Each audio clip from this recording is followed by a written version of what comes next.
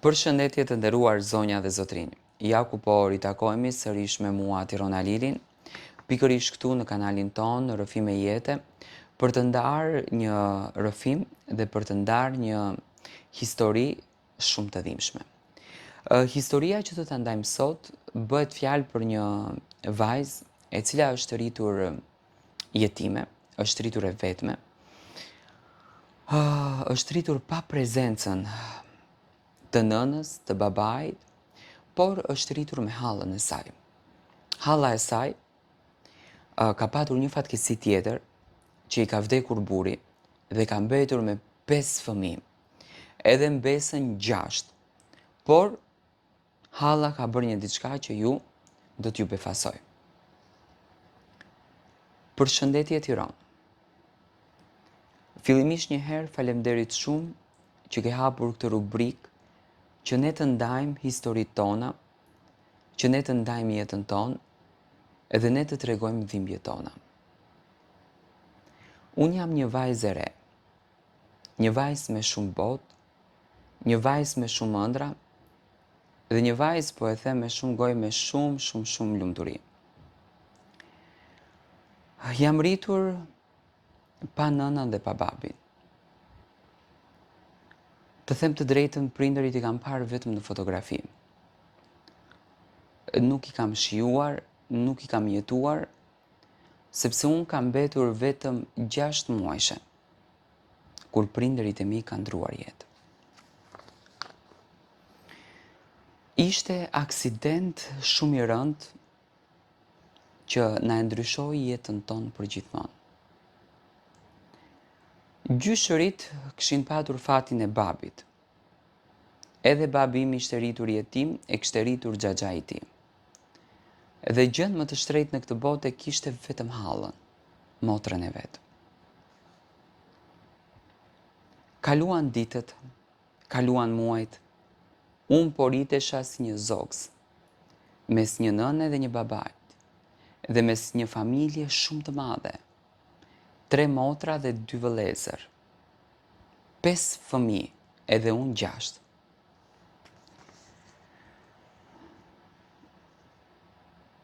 Nata e vitit të ri ishte nata që e ndryshoi fillimisht jetën tonë.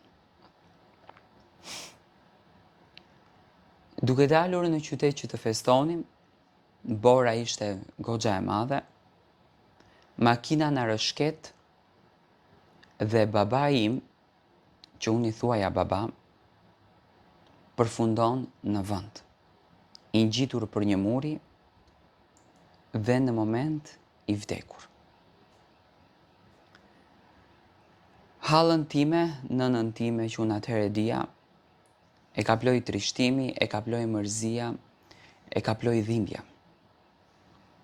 Kishte 6 fëmijë, të 6 që të vegjël. Nuk dinim se çfarë të bënim. Ditët bëheshin edhe më të rënda. Halla fillimisht njerë filloi që t'i shet florind, por nuk ishte e zgjidhja. Florind do duheshte të harxhoheshin. Derisa e shiti edhe unazën e fundit, por unazën e martesës, të cilën e kishte dhurat nga kunati i saj, halla e mbajti.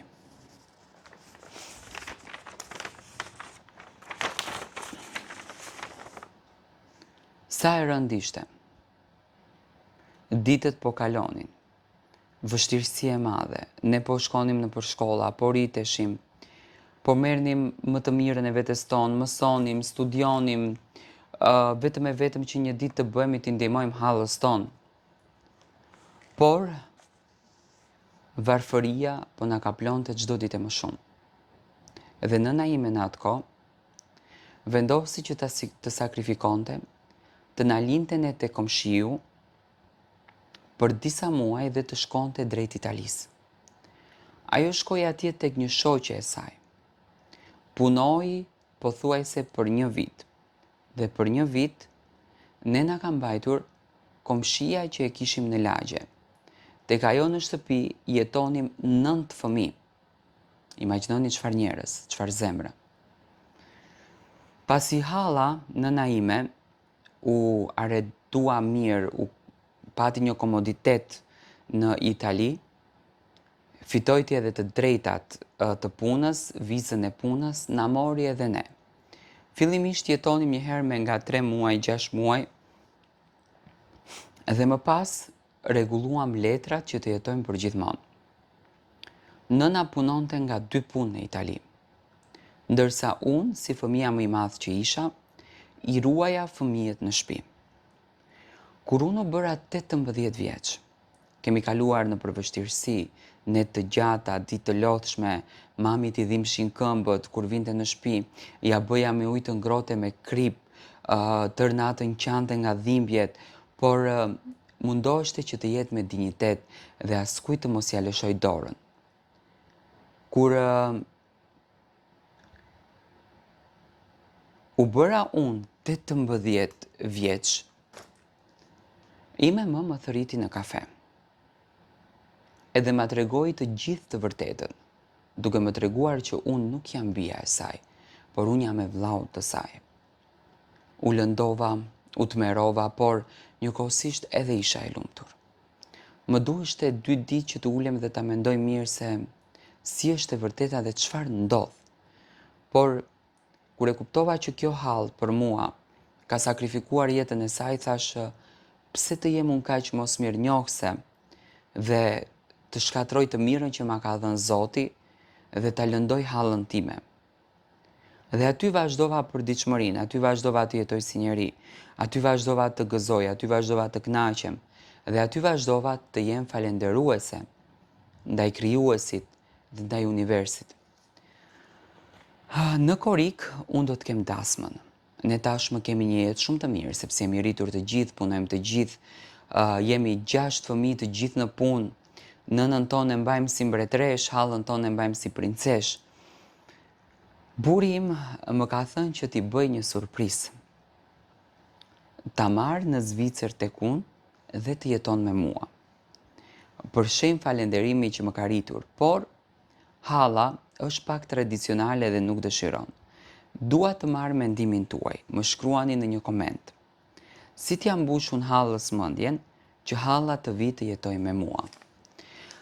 E dashur, unë të përgëzoj një herë për vendimin që ke marrë dhe sinqerisht këto janë histori shumë të bukura.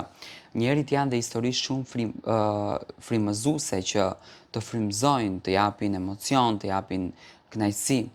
Por unë do kisha dashur që hallën ta lësh të jeton me djemtë e saj, sepse nënat shqiptare janë nëna tradicionale dhe duan të jetojnë me djalin, nuk i bëhen bardhë ëndrit.